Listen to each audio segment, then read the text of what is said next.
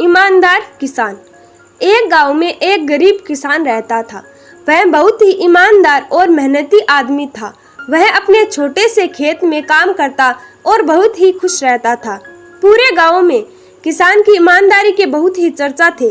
उसका एक दोस्त था जो उस गांव का राजा के लिए सिपाही का काम करता था। वह किसान से उसके घर रोज मिलने जाता था।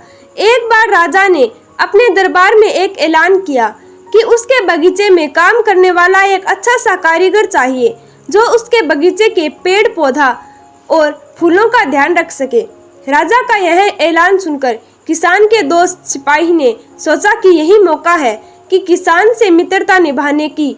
मैं उसे यहाँ बगीचे में काम पर लगवा दूंगा। उसका वह मेरा साथ भी रहेगा। एक किसान का भला भी हो जाएगा। यह सोचकर उसने राजा से कहा कि महाराज, मैं आपके लिए एक ऐसे आदमी को लेकर आऊंगा जो यह काम अच्छे से कर लेगा। तभी राजा ने उस सिपाही को आदेश दिया कि जाओ, कल से ही बगीचे में काम करने के लिए कह दो।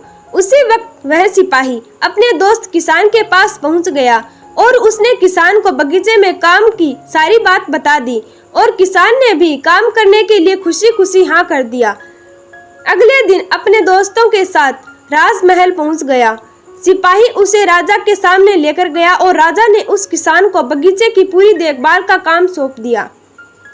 राजा ने कहा, तुम अगर पूरी ईमानदारी के साथ काम करोगे तो तुम्हें 50 सोने की मुद्राएं हर महीने दूंगा। किसान खुशी खुशी बगीचे में काम करने के लिए हाँ कर देता है और वह उसी वक्त बगीचे में काम करने लगा। किसान बगीचे में बहुत दिल से काम करने लगा। कुछ दिन बीत गए। किसान ने बगीचे को बहुत सुंदर व हरा भरा बना दिया। राजा को उसका काम बहुत ही पसंद आया।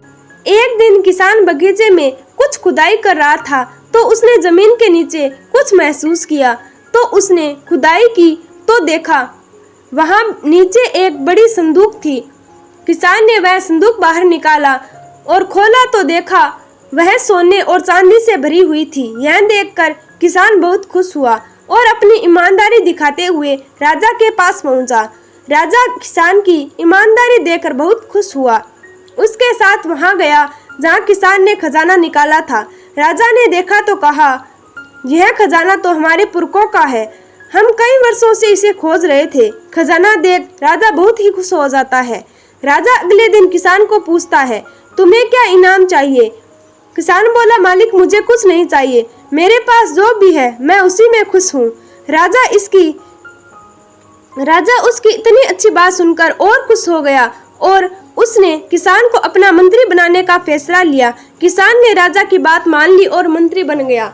दोस्तों, अगर आपको यह कहानी पसंद आए तो इस वीडियो को लाइक, सब्सक्राइब एंड शेयर जरूर करें। धन्यवाद।